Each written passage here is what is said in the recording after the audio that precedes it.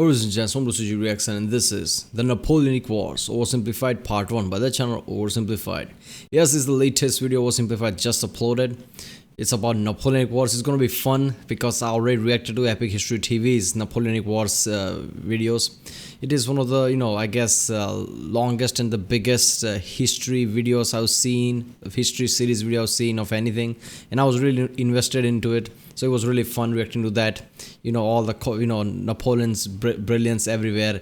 In the end, his kind of arrogance kind of was his downfall too. But still, his marshals, Marshal Dao, Ney, Schultz, and everybody was just epic. His strategies, core system, and everything. Yeah, the disastrous Russian campaign.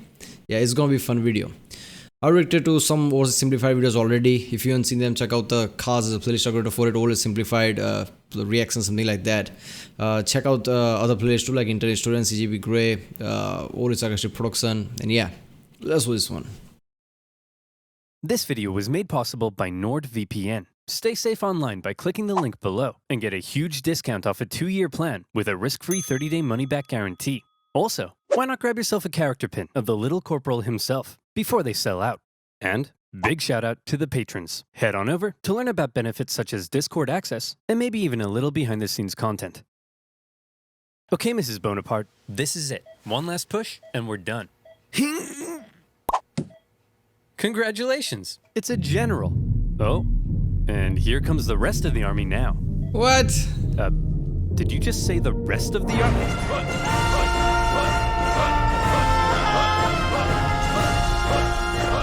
Damn.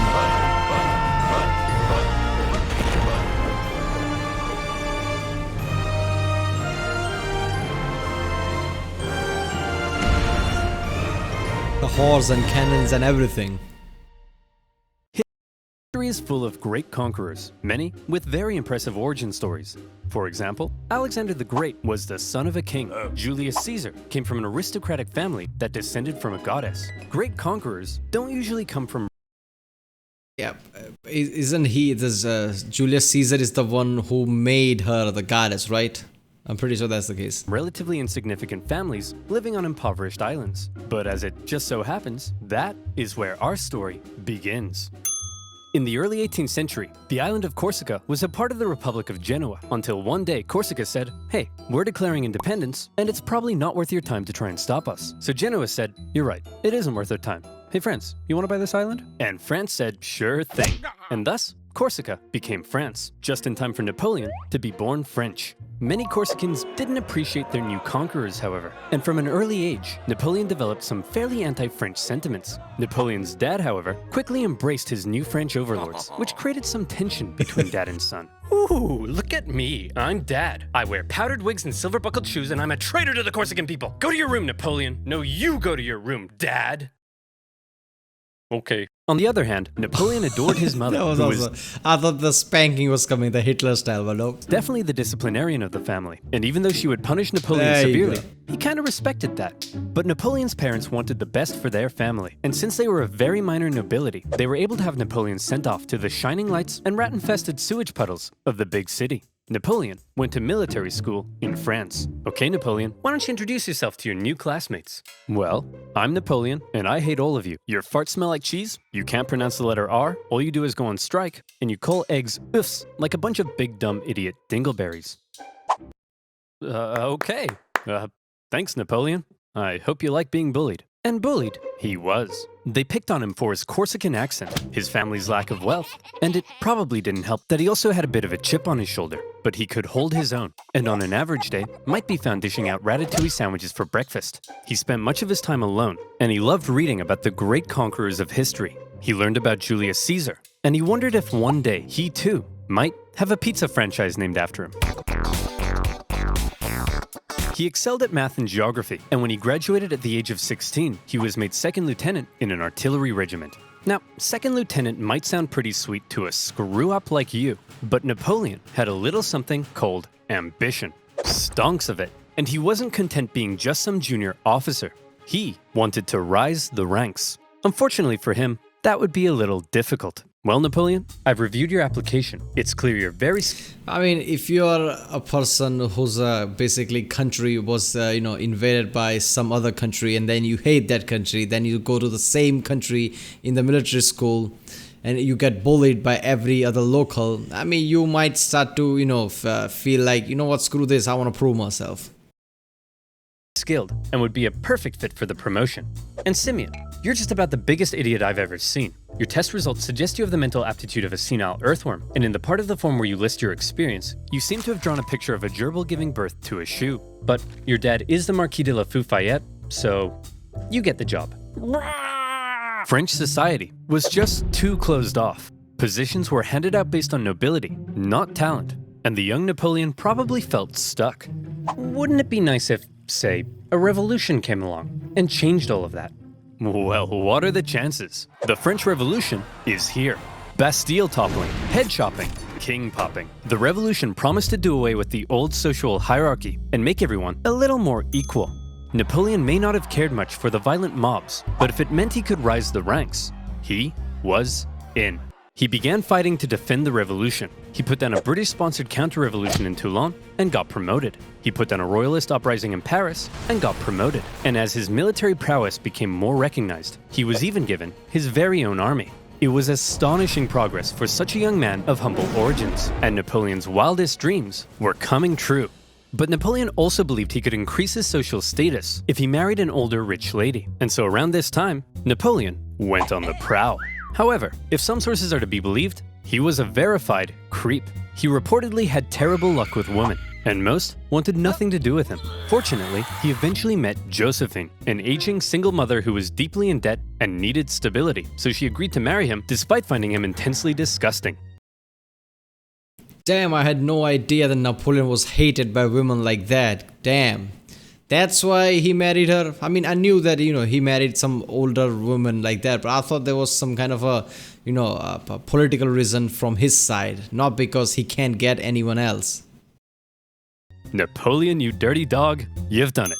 Unbeknownst to Napoleon, however, Josephine had a bit of a promiscuous reputation. Hey Napoleon, I hear you're marrying Josephine. Boy, she sure is a great kisser. That's right. Hey, wait, what do you mean she's a great kisser? Hey Hugo, you hear Napoleon's marrying Josephine? Wow, she sure is a great kisser. Now hang on just a minute. Hey everyone, Napoleon's marrying Josephine. Oh yeah, she sure is a great kisser. She's real good at kissing. Wow, I'm pretty sure I kissed her just yesterday. Oh, for goodness sake, is there anyone here who hasn't kissed my wife?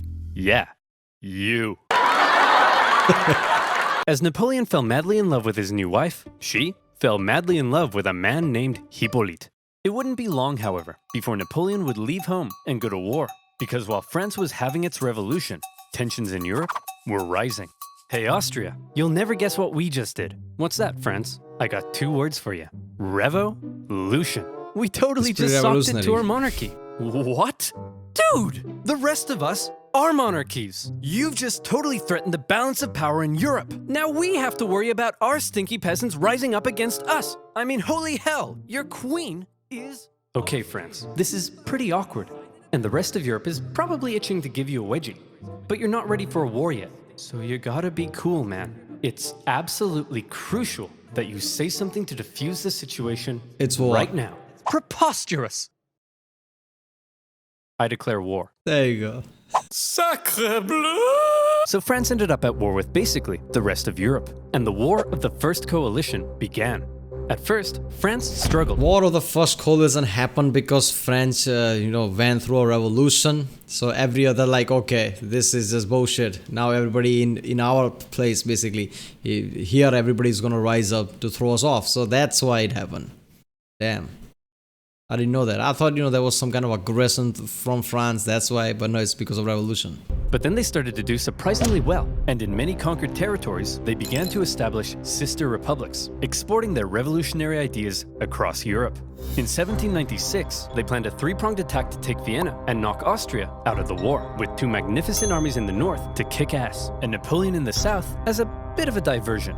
For the first time, Napoleon would lead a military campaign. This was his chance to prove himself, to be somebody. And what a general he proved to be. The army he was given were demoralized, lacking equipment, and underpaid. But Napoleon galvanized them with inspirational speeches, and he took them into Italy. He was outnumbered, and his campaign was partially meant to be a sideshow, but he made it the main show. While the two northern armies were being held back, Napoleon made staggering progress. In a signature Napoleon move, he masterfully split his enemies into two and took them on separately, knocking Sardinia out of the war and putting the Austrians on the run. At the famous Battle of Lodi, he was in the fray, aiming the cannons himself, getting covered in mud, and earning the total respect of his men. They respected him so much that when he ordered an almost suicidal assault on the only bridge in town, his men threw themselves at it and took it despite fierce Austrian resistance. For Napoleon, it was all he needed to confirm that he was the greatest human who had ever existed. For so I might be already, I felt the earth flee from beneath me as if I were being carried into the sky. Damn, there's some high words. I mean, from what he did, I mean, anybody would feel like that, I guess. But damn, that is something. He was the diversion, and yet he made progress while the main army didn't. I mean, that's Napoleon, isn't it? Napoleon's main power was that, he could inspire his people in a way that, it made his army, every single person, stronger averagely. So, any other armies, one single soldier is not equal to one of the Napoleon soldiers, because they are more, I guess, more amped up. They have faith in Napoleon. Morale is always high, regardless of how conditions are when Napoleon's there.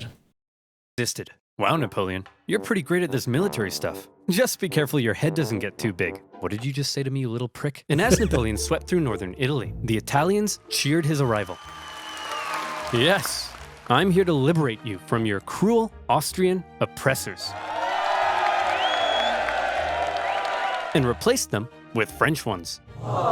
Napoleon plundered as he went, sending riches back to France to help its economy, but also paying his men the first real money they'd seen in years. The Pope had been supporting the Austrians, so Napoleon briefly went to go give him a slap. And as he began to approach Vienna, the exhausted Austrians were— Oh yeah, I think that's the OSP video I saw, that, one of the weird Italy stories where they basically masked one of the old Pope's statue.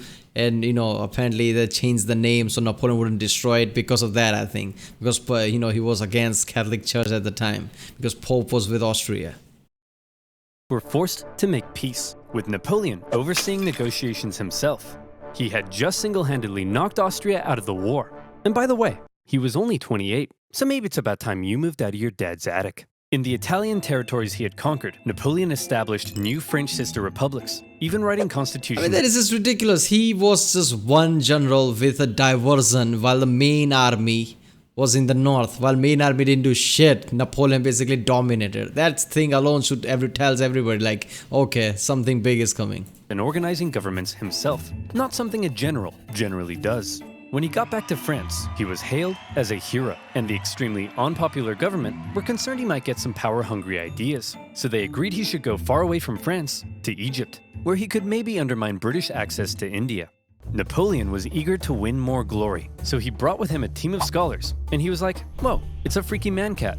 Whoa, it's a big stick. Whoa, it's an ugly horse. Whoa, it's a stumpy little manlet. Hey, I'm actually average height for the time. But then, wait a minute, which is one of the videos I saw that told me that at the time French metric system, British people basically misunderstood the numbers, and they just thought that Napoleon is shorter, but then they realized that he's not, but they just stuck with it to I guess stick it to the French people, like Napoleon's short or something. But I'm pretty sure Napoleon was 5'7" or 5'8", right? So I guess he's average height. British Admiral Nelson came down and wrecked his fleet, and an Anglo-Ottoman force defeated him at Acre, so Napoleon abandoned his men and went back to France. His campaign in Egypt hadn't gone quite as planned, but one thing you should know about Napoleon was that he was a skilled propagandist. He published his own newspapers that sometimes exaggerated his achievements, and even commissioned paintings that generally made him look cool. So when he returned to Paris, he was yet again hailed as a hero, and he began to get some power-hungry ideas. First, however, he had a bit of a problem to deal with. See, he had learned something shocking about his dear wife. See, that's the thing. It's not just enough to be a great military general. You have to be politician too. So propaganda comes with that. I mean, even if he lost to the people's eye, he won. He has to do that. There are lots of instances where generals are so good they win battles, but still people don't know about them. So in the end, they don't get shit. So, Napoleon had both sides of brilliance, politics brilliance and military brilliance. Really, Josephine? This guy? I'm just as tall as him. I'm His eyebrows. sorry, I swear. Now that you're becoming famous, I'll never do it again. Make sure you don't. I've never stooped so low as to cheat on you. Now, if you'll excuse me, I'll be in this room consulting my generals for the next 30 minutes. And by consulting, I mean boinking. By my generals, I mean this woman. And by 30 minutes, I mean 2 seconds. Having dealt with his wife. Wait a minute. So true story as in he did that, or true story as in he told his wife and then did that? Napoleon was then approached by a very influential politician who said he had an idea. He wanted to stage a coup against the deeply unpopular government and needed the extremely popular Napoleon's help. And Napoleon thought that was just the darn tootinest idea.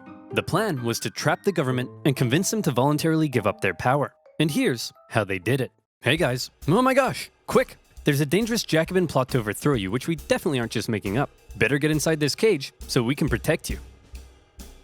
Okay. Gentlemen, we got him.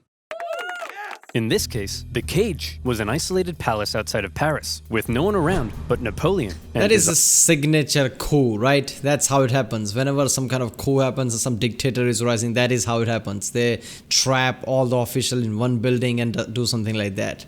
Army.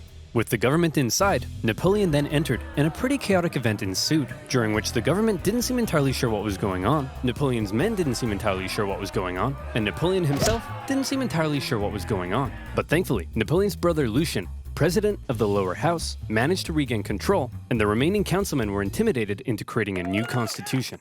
And thus, a new government was formed, this time with 3 consuls in charge. But after Napoleon did some rewriting, in the end, there was really only one man in charge, the first consul, him. And over the next few years, he worked to consolidate even more power, and essentially became a dictator in total control of France. And by the way, he was only 30, so maybe it's about time you washed your disgusting bedsheets. France was now ruled by possibly the greatest military leader of the time. Possibly the greatest? Or definitely? Well, now is his chance to prove it. See, back when Napoleon was still in Egypt, being Indiana Jones.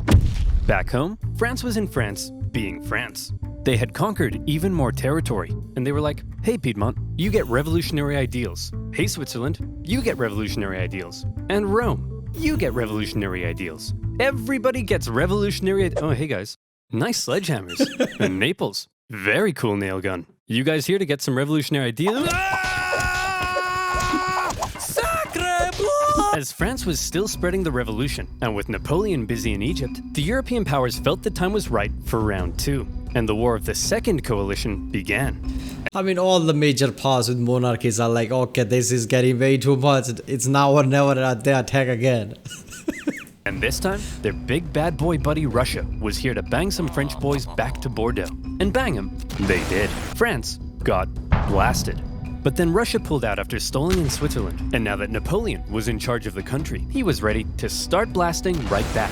He took command of the army. Oh, I really hope OverSimplified, uses some big muscular Napoleon meme there, some kind of a, animation like that. Like they showed Russia this gigantic with bazooka and France as a little kid. Now with Napoleon like big boys back and something like that. It would have been so awesome. Army of the Reserve, and he brought the fight to the Austrians.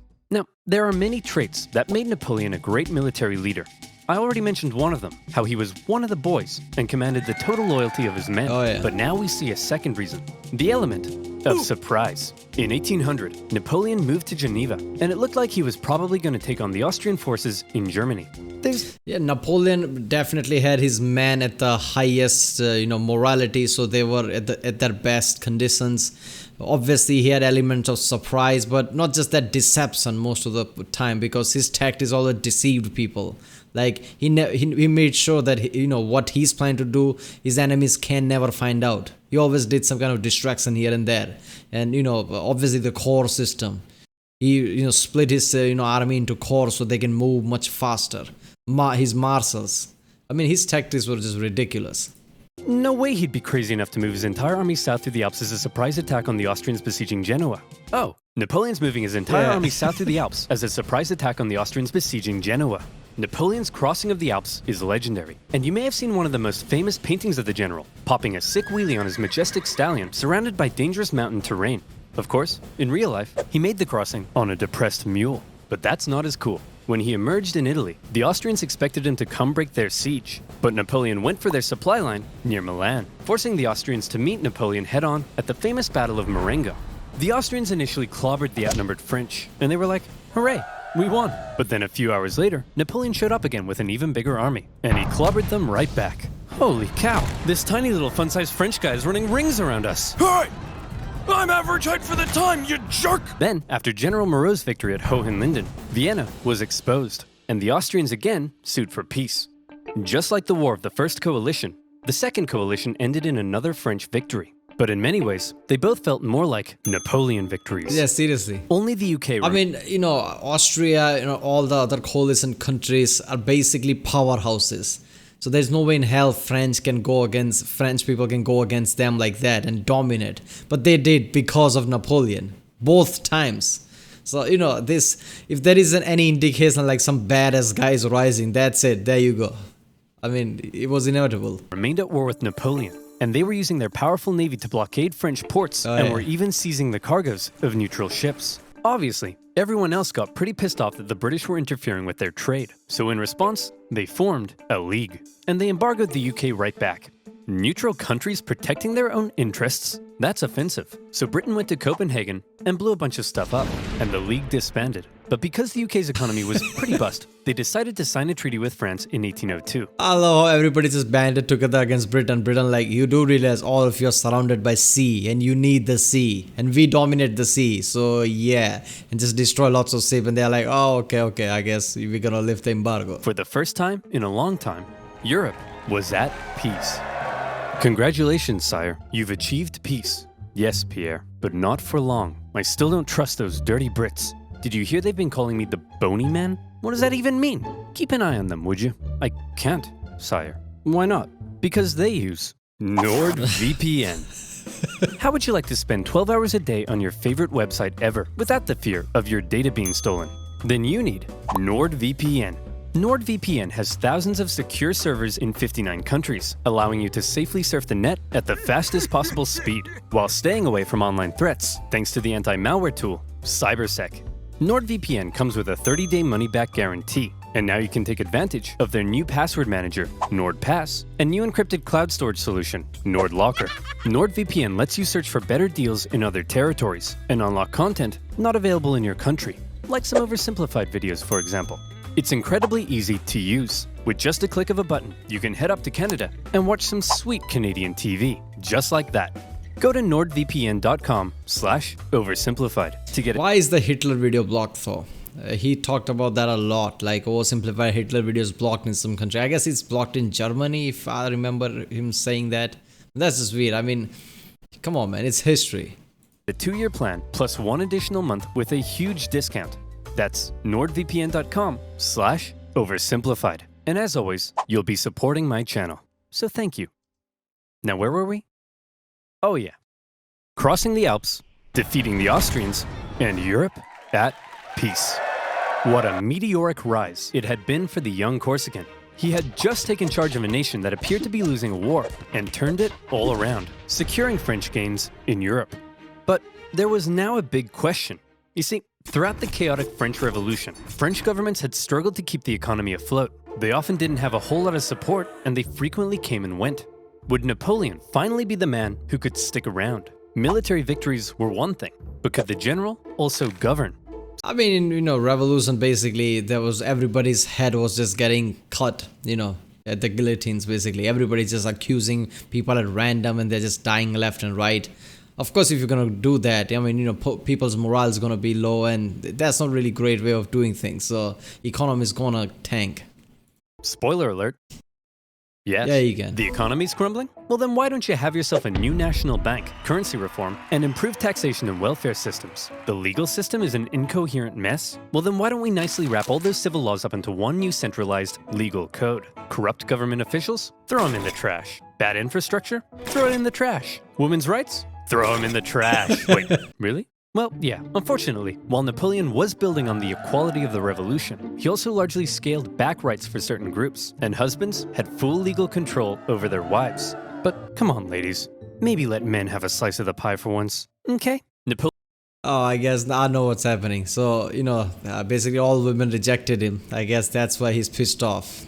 I mean, yeah, I think that's the case. Napoleon further reformed education, ensuring a system based on individual ability, meaning now Simeon had to compete with everyone else, and Napoleon could get the cream of the crop to help him run the Republic. But he wasn't just building on the ideas of the Revolution. The Revolution had led to a lot of chaos, and Napoleon needed stability. So he rolled back a couple things, most notably with religion. The Revolution had pretty much kicked the Catholic Church to the curb, but Napoleon understood that since many French citizens still considered themselves Catholic, that could be a problem. So he came to an agreement with the Pope and brought back the Church, only this time with some pretty hefty power limitations. He also ensured freedom for other religions, and is often noted for his positive treatment of Jewish people at a time of widespread anti-Semitism. But while all of this may make Napoleon sound like a pretty stand-up dude, it's good to note that he believed in religious freedom because he thought it was a powerful tool to keep the poor from eating the rich. Or something like that. Overall, Napoleon's aim was to end... That's the thing, that when it comes to dictators, massive scale dictators like this, I mean, usually, they allow lots of things as, if it means that, people are going to, basically...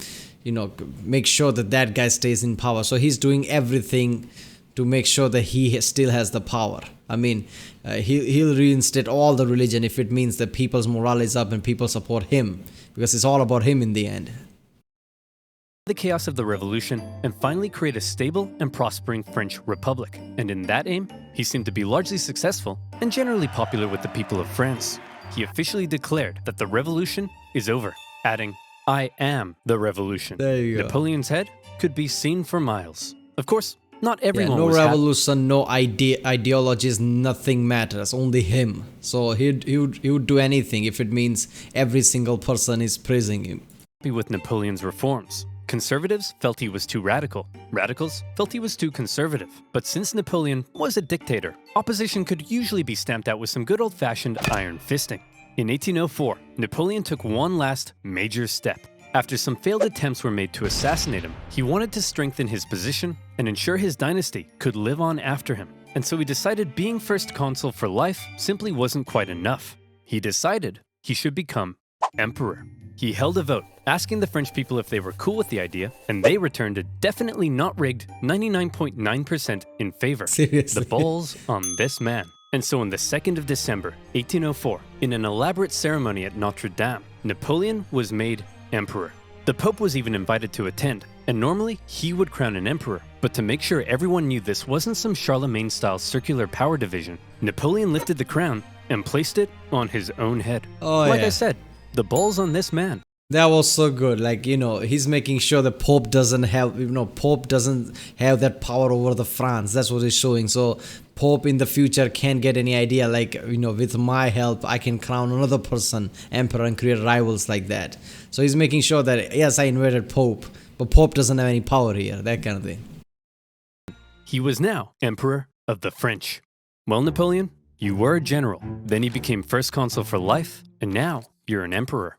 Is it enough yet? Is your ambition finally satisfied? I don't know, Pierre. What comes after emperor? I would say God, sire. You want to be a god? Yes. I'll put it down under maybe. Okay, everyone. What the hell is going on? This Corsican guy showed up out of nowhere, and he's kicking our ass. He's exporting the ideas of the French Revolution wherever he goes, and he just declared himself king of Italy and emperor. He can't do that. I'm the emperor. Oh, hey, fellow monarchs. I see you're having a monarch party. My invite must have got lost in the mail. I'll just set up a spot right here. Wow. You don't belong here, Napoleon. We're coming to take you down. I'd like to see you try. Oh, I'm so scared I just pooed my pants. Hey, everyone. I just pooed my pants.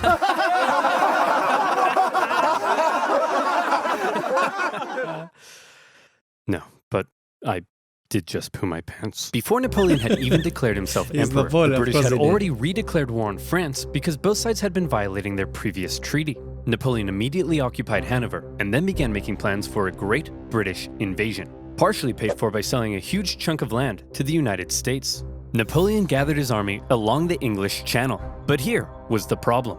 While Napoleon's powerful army would almost certainly obliterate the British on land, there was very little chance he'd actually make it across the Channel. Because Britannia ruled the waves. This Yeah. power dynamic would keep the two traditional enemies from engaging in much real direct combat throughout the Napoleonic Wars. Seriously, However, the British had something else. That was so epic though. I mean, nobody could touch Napoleon or the French on the ground. No country in the world could do that. The same thing was with the British on the sea, basically. No Napoleon, nobody can touch them on the sea. So it was always like everybody's flexing from the distance, can't do much about it. British can't do much on the land because Napoleon would destroy them. Napoleon cannot go to the sea and try to cross it and go to, England because they would basically, destroy him. So yeah. Else up their sleeve. Copious amounts of money. They were willing to throw cash at anyone who would go to war against Napoleon, and there were Sweden and plenty everywhere. of takers. Austria, Russia, Naples, and Sweden, hoping to put Napoleon's France back in its place, formed the Third Coalition against France. The coalition forces probably thought that this time they stood a chance. They weren't prepared for the total humiliation they were about to suffer. The War of the Third Coalition was Napoleon at his best. We've already learned two ways in which Napoleon was a great military commander, but here comes one of the biggest reasons. Speed. He had reorganized his army into corps, which were themselves, basically, small armies. Each had their own infantry, cavalry, and artillery, and as a result, was able to act more independently. They spread out through the countryside, and by living off the land rather than relying on heavy supply trains, they were able to move extremely quickly. Napoleon would traverse massive distances, outmaneuver his enemies, isolate them, and then move in for the kill before they even knew what was going on. Lightning warfare. Seriously though, he was really fast. In the last battle, at the end of Napoleonic Wars, the last battle he did after coming back, in that he was basically going back and forth, fighting two enemies at two fronts alone. Because he was, that fast. That was just ridiculous. Leading to total destruction. Would you like to see him do it? Here we go. Part of the coalition's plan was for the Russians to meet up with the Austrians and take on Napoleon together. Combined, they could turn the tide against him, so Napoleon needed to stop them from ever meeting. But he's all the way over in Boulogne. No problem. In a matter of weeks, Napoleon marched 200,000 men, in secret, encircling Austrian General Mack and capturing his entire army. A devastating blow. Napoleon later remarked, "I have destroyed the Austrian army by simply marching." Next, he turned to face the approaching Russians. Okay, it looks like the French are coming for us, but check this out. I've got an amazing idea. When they approach, we run away.